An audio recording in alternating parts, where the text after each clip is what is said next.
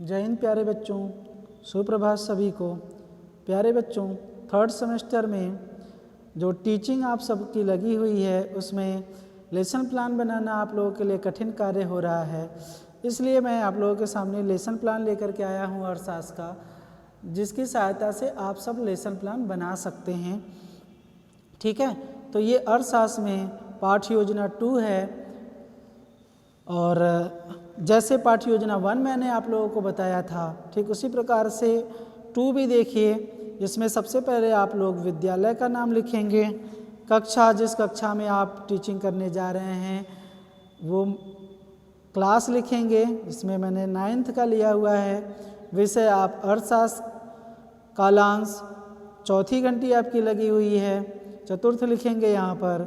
अवधि 30 मिनट की आपकी कक्षा है, 30 मिनट लिखा जाएगा, दिनांक लिखा जाएगा और प्रकरण जो है आप पहले निर्धनता पढ़ा चुके हैं। तो अब उसके बाद दूसरा जो पाठ्य योजना था तो उसमें आपने लिया हुआ है निर्धनता का आकलन। ठीक है, तो अब इसके लिए जो सामान्य उद्देश्य है प्यारे बच्चों वो समझिए किस तरीके से बनेगा।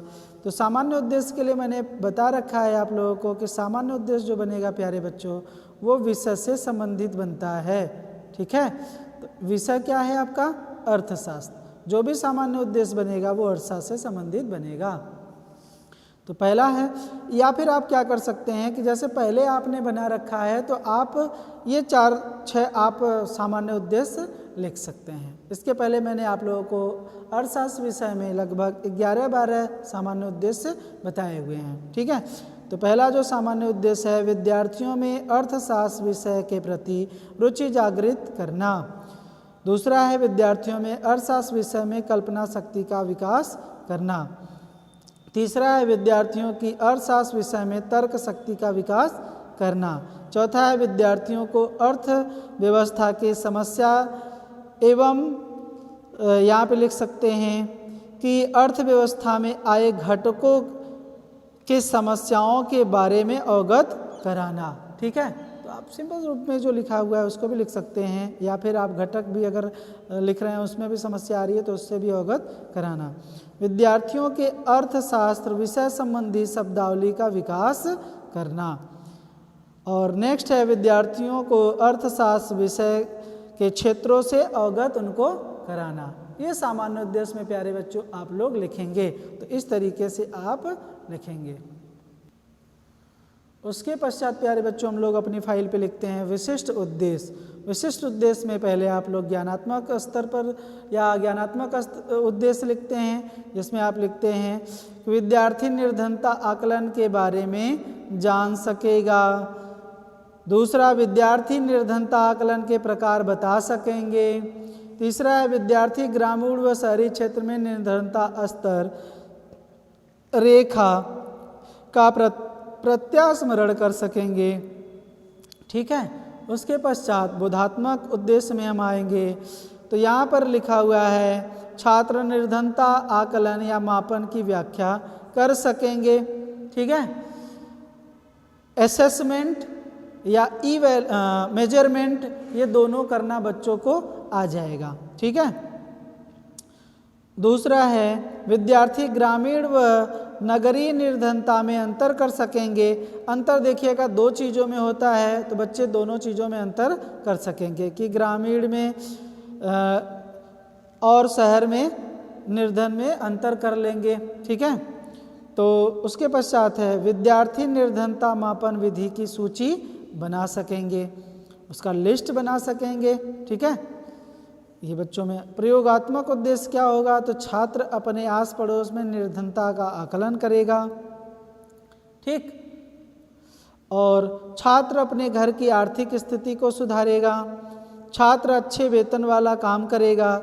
ये सब हमने प्रयोगात्मक उद्देश्य के अंतर्गत निर्धारित किया है प्यारे बच्चों। ठीक है, अब उसके पश्चात सहायक सामग्री। सहायक सामग्री में हमने क्या लिया है, लपेट सैंपट लिया हुआ है, या चित्र में आप मेजरमेंट से संबंधित चीज़ों को भी ला सकते हैं, बच्चों को दिखा सकते हैं, ये भी सहायक सामग्री के रूप में लिखी जाएगी। पूर्व ज्ञान, छात्र निर्धनता आकलन के बारे में सामान्य जानकारी रखते हैं, आप यहाँ पर लिखेंगे। ठीक है प्यारे बच्चों। अब उसके पश्चात प्यारे बच्चों जो हमने प्रकरण लिया हुआ था उस प्रकरण को हम बच्चों से निकलवाएंगे। बच्चों के सामने हम उनके पूर्व ज्ञान से संबंधित प्रश्न पूछेंगे जो नवीन ज्ञान की ओर ले जाने वाला होगा। उसी पूर्व ज्ञान के आधार पर हम प्रश्न पूछ करके जो नवीन प्रकरण पढ़ाना चाहते हैं वो बच्चों से ही निकलवाएंगे। ठीक है, तो इस प्रकार से प्रश्न निर्मित किए गए हैं। पहला प्रश्न है जिसमें जिसके पास खाने के लिए खाना, पहनने के लिए कपड़ा व रहने के लिए घर ना हो उसे क्या कहेंगे? तो बच्चे बताएंगे कि उसे बिल्कुल गरीब कहेंगे ना। दूसरा प्रश्न पूछा गया है कि गरीब की पहचान कैसे करेंगे? ठीक है, तो बच्चे बताएंगे निर्धनता रेखा द्वारा करेंगे। ठीक है, अब उसके पश्चात हम बच्चों से पूछेंगे कि निर्धनता रेखा क्या है। अब बच्चे बताएंगे कि एक काल्पनिक रेखा है जो गरीबी का मापन करती है। ठीक है, तो गरीबी का मापन क्या कहलाता है? तो बच्चे बताएंगे गरीबी का आकलन कहलाता है। तो अब ये बच्चों से ही क्या हुआ, नया टॉपिक जो हम पढ़ाने वाले थे वो बच्चों से निकलवाया गया प्रश्न पूछ करके।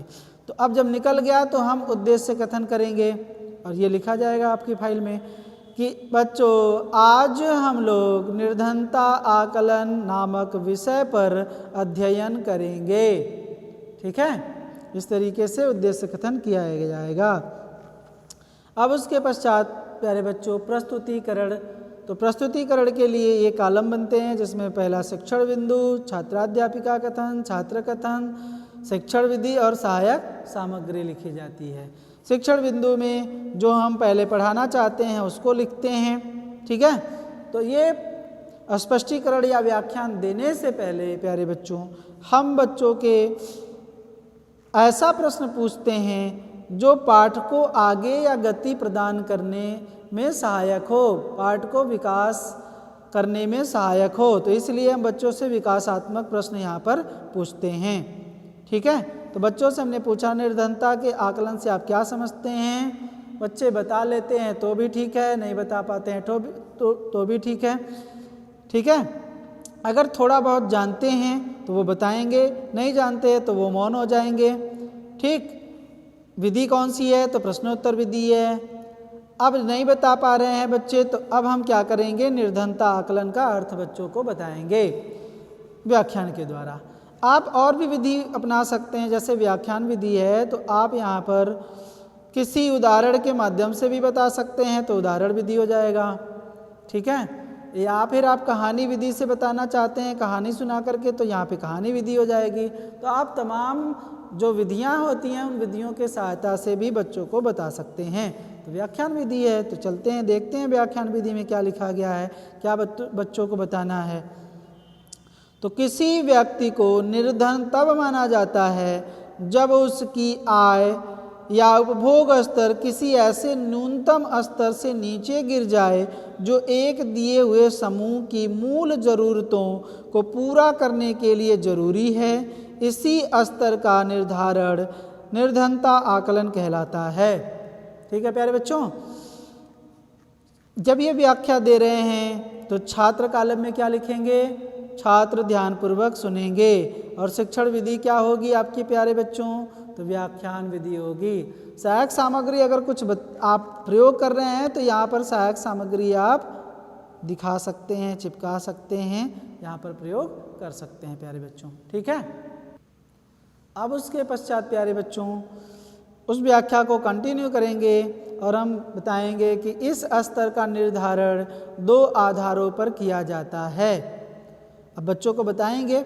अब श्यामपट्ट पे भी ये श्यामपट्ट कार्य हो सकता है, यहाँ पे लिख दीजिए श्यामपट्ट कार्य। अब बच्चों को हम श्यामपट्ट पे लिख करके बताएंगे। ठीक है, हम अपनी कॉपी में भी लिखेंगे। तो ये श्यामपट्ट कार्य में, यहाँ पे श्यामपट्ट कार्य अगर हेडिंग डाल देंगे तो श्यामपट्ट कार्य में हम बता रहे हैं बच्चों को निर्धनता की 2 आधार होते हैं। कौन सा? एक तो आय होता है जिसके आधार पे हम ये जानते हैं कि व्यक्ति निर्धन है, और दूसरा उपभोग जो ये बच्चों को बताया जाएगा। ठीक है, और बच्चे जब हम श्यामपट्ट कार्य करेंगे तो छात्र से कहेंगे कि ये महत्वपूर्ण है, इसको अपनी कॉपी में नोट कर लीजिए। ठीक है, ये नोट किया जाए। अब बच्चों को ये व्याख्या देने के पश्चात बच्चों से क्या किया जाएगा? बोध प्रश्न कर लिया जाएगा। तो आप भी अपनी फाइल में देखिए, इसी तरीके से मेंशन करिएगा प्यारे बच्चों। तो बहुत प्रश्न पूछ लिया गया बच्चों से कि निर्धनता आकलन या निर्धारण क्या है। बच्चे बताएंगे निर्धनता के पहचान हेतु न्यूनतम स्तर का निर्धारण करना। विधि कौन सी है, तो ये प्रश्नोत्तर विधि है। दूसरा प्रश्न पूछ ले रहे हैं निर्धनता आकलन कितने आधार हैं, कि कितने आधार हैं। बच्चे बताएंगे कि इसमें 2 आधार होते हैं। कौन कौन से, आय और उपभोग आधार। ठीक है। अब उसके पश्चात हम जब ये बोध प्रश्न पूछ करके आगे बढ़ते हैं, तो अब जो दूसरी व्याख्या देने जा रहे हैं उसमें शिक्षण बिंदु में लिखेंगे प्यारे बच्चों अपनी फाइल में कि आय के आधार पर निर्धनता आकलन, जो हमने आधार बताया उसी को अब आगे बढ़ेंगे, तो स्पष्टीकरण करेंगे व्याख्या के माध्यम से। इसको भी बता दे रहे हैं, जब आय के आधार पर निर्धनता का आकलन या निर्धारण या उसे परिभाषित किया जाए तो उसे आय के स्तर पर निर्धनता आकलन कहते हैं। जैसे बच्चों को बताएंगे कि तेंदुलकर कमेटी ने ग्रामीण क्षेत्र में 816 रुपया प्रति माह व शहरी क्षेत्र में 1000 रुपया प्रति माह गरीबी रेखा निर्धारित की थी। ठीक है। तो रंगराजन समिति 2014 में आई तो ग्रामीण स्तर पर 972 रुपया प्रति माह व्यय किया और शहर में 1407 रुपया प्रति माह व्यय किया गया था। अब ये जो बता रहे हैं स्पष्टीकरण है वो बच्चे ध्यानपूर्वक सुनेंगे। तो छात्र कॉलम में आप क्या लिखेंगे, छात्र ध्यानपूर्वक सुनेंगे। विधि कौन सी है, तो शिक्षण विधि में क्या लिखेंगे आप, व्याख्यान विधि। ठीक है। और ये जो बताया जा रहा है वो श्यामपट्ट कार्य में बताया जा रहा है, बच्चों को बोर्ड पे लिखा जा रहा है। ठीक है। अब लिखने के पश्चात, व्याख्या देने के पश्चात क्या करेंगे प्यारे बच्चों, बोध प्रश्न पूछ लेंगे कि तेंदुलकर कमेटी ने गांव में कितना रुपया पर गरीबी बताया। ठीक है। तो उन्होंने बताया 816 रुपये पे। ठीक है। ये कब बताया था, तो 2009 में बताया था। विधि कौन सी है, प्रश्नोत्तर विधि है प्यारे बच्चों। तो विधि में लिखेंगे कि कौन सी विधि है उस कॉलम में। ठीक है।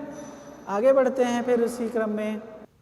अब दूसरा जो आधार था वो हम अपने व्याख्या में लेंगे कि उपभोग के आधार पर ना। अब इसका स्पष्टीकरण करेंगे कि जब निर्धनता का निर्धारण उपभोग के आधार पर हो तो उसे उपभोग के आधार पर निर्धनता आकलन कहते हैं। जैसे बताएंगे कि अलध समिति जो थी 1979 में ग्रामीण वयस्क के लिए 2400 कैलोरी व शहरी वयस्क के लिए 2100 कैलोरी की न्यूनतम दैनिक आवश्यकता के आधार पर गरीबी रेखा निर्धारित की थी। ठीक है। अब इसको व्याख्या को क्या करेंगे, छात्र ध्यानपूर्वक सुनेंगे। हम छोटा छोटा व्याख्या इसलिए ले रहे हैं ताकि बच्चों को आसानी पूर्वक समझा सकें, आसानी से उनको समझ में आए। बहुत बड़ा व्याख्या दे देंगे तो उतना ध्यानपूर्वक वो नहीं सुन पाते हैं, तो इसलिए हमने क्या किया है, छोटा छोटा सा व्याख्या लिया हुआ है। कौन सी विधि है, व्याख्यान विधि है। अब हम जो समितियां हैं जो जिस ईयर में आई हैं या जो कैलोरी मात्रा लिखे हैं उसको हम क्या करेंगे, श्यामपट्ट कार्य पे लिखेंगे। ठीक है। बोध प्रश्न पूछ लेंगे कि ये समिति ने कितने कैलोरी शहरी वयस्क के लिए निर्धारित किया था, ये पूछ लिए। बच्चे बताएंगे, छात्र क्रिया में लिखा जाएगा। छात्र बता रहे हैं कि 2100 कैलोरी। ठीक है। वहीं अगर हम पूछ लें कि आपके ग्रामीण वयस्क के लिए कितनी कैलोरी निर्धारित की गई थी, तो बच्चे बताएंगे 2400 कैलोरी। ठीक है। तो 1-2 प्रश्न यहाँ से पूछ लेंगे जिससे हमें पता चल जाएगा कि बच्चों को समझ में आ रहा है जो मैंने पढ़ाया। प्रश्नोत्तर विधि है। अब उसके पश्चात मूल्यांकन प्रश्न पूछा जाएगा।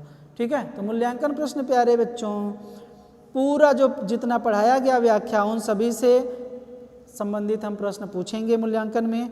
तो यहाँ पर पहला प्रश्न पूछा गया है, निर्धनता निर्धारण से संबंधित किन्हीं 2 समितियों के नाम बताइए। बच्चे बताएंगे, एक ग्रामीण वयस्क को गरीब कब कहा जाएगा। ठीक है। इसके अनुसार बताइए जो समिति है। ठीक है। तो बच्चे बताएंगे, अगर व्याख्या ध्यानपूर्वक सुने होंगे तो बताएंगे निर्धनता आकलन के 2 आधार बताइए। ठीक, ऐसा पूछ लेंगे। फिर उसके बाद निरीक्षण कार्य करेंगे। तो निरीक्षण कार्य में जब छात्र अपनी कॉपी में लिख रहे होंगे जो आप कहीं ना कहीं श्यामपट्ट सारांश में लिखा होगा। यहाँ पे बच्चों ने श्यामपट्ट सारांश नहीं लिखा है, श्यामपट्ट सारांश लपेट श्यामपट्ट पे लिखे जाते हैं। लपेट श्यामपट्ट का यहाँ पे जिक्र है लेकिन लिखा नहीं गया है, तो यहाँ पे लिखना चाहिए था मूल्यांकन के पश्चात या फिर इसके पहले ही, मूल्यांकन प्रश्न करने से पहले ही उनको क्या करना चाहिए था, यहाँ पर सैंपट सारांश बच्चों को दिखाना चाहिए था कि सैंपट सारांश में क्या है। तो सैंपट सारांश में बहुत सारी चीज़ें ले सकते हैं, जो मूल बिंदु था उसको यहाँ पे सैंपट सारांश में लेना चाहिए था। जैसे समिति ने क्या कहा, रेखा, ये निर्धनता रेखा क्या है, वो सब सैंपट सारांश में ले लिया गया होता। ठीक है, तो आप यहाँ पे सैंपट सारांश हेडिंग डाल करके जो मूल चीज़ें हैं उसको यहाँ पर लिख दीजिएगा। फिर उसके बाद मूल्यांकन प्रश्न पूछिएगा। निरीक्षण कर, तब निरीक्षण कार्य करेंगे, क्योंकि जब सैंपट सारांश बच्चा उतार रहा होता है अपनी कॉपी में, तभी छात्राध्यापिका या छात्राध्यापक क्या करता है, घूम घूम कर निरीक्षण कार्य करता है। ठीक है प्यारे बच्चों, समझ में आ गया। गृह कार्य, गृह कार्य के लिए देखिए प्यारे बच्चों, रिक्त स्थान की पूर्ति वाले प्रश्न का निर्माण किया गया है। यहाँ पर टीचर जो होता है ना, वो अपने से प्रश्नों का निर्माण करके यहाँ पर देगा, ताकि बच्चे थोड़ा सा जा कर के तर्क, जो हम कल्पना की बात कर रहे थे, खोजने की बात कर रहे थे, वो जा कर के अपने से खोजें, तर्क वितर्क करें, अपने क्षमता के अनुसार उसका उत्तर देने का प्रयास करें। तो टीचर यहाँ पर अपने से प्रश्नों का निर्माण करके दिया हुआ है। ठीक है, ठीक उसी प्रकार से दूसरा देखिए प्रश्न बनाया गया है, ये टीचर अपने से निर्धारित किया हुआ है, बनाया है। और दूसरा प्रश्न जो देखिए, पहले के अंतर्गत 2 प्रश्न रखा गया, तीसरे के अंतर्गत देखिए ये प्रश्न मिलान वाले प्रश्न बनाए गए हैं। सुमेलित कीजिए लिखा हुआ है, खंड ए बना दिया गया, खंड बी बना दिया गया। बच्चे इसको नोट कर लेंगे गृह कार्य को, और घर पे जा कर के अपने से मिलाएंगे कि क्या क्या है। ठीक, अब उसके पश्चात तीसरा प्रश्न दिया गया है, निर्धनता निर्धारण से आप क्या समझते हैं, लिख के आना अपने कॉपी में। ठीक, ये प्रश्न इस तरीके से गृह कार्य आप प्यारे बच्चों देंगे। अब उसके नीचे पर्यवेक्षक के हस्ताक्षर और यहाँ पे समालोचना, जिसके आधार पे ये कॉपी जगह छोड़ा गया है ना, तो आप भी जगह छोड़िएगा ताकि टीचर आकर के यहाँ पे समालोचना करे आप पे। ठीक है, तो ये है प्यारे बच्चों पाठ योजना 2, जो अर्थशास्त्र से संबंधित था। प्रकरण का नाम था निर्धनता आकलन। आपको आई होप समझ में आ गया होगा, और इसी आधार पे आप लेसन प्लान बनाइएगा। ठीक है, तो ये आप लेसन प्लान इसी को बना सकते हैं प्यारे बच्चों। ठीक है, ये बहुत अच्छा लेसन प्लान है, आप कक्षा 9 का लेसन प्लान निर्धनता आकलन बना लीजिएगा। ठीक है, ओके बच्चों।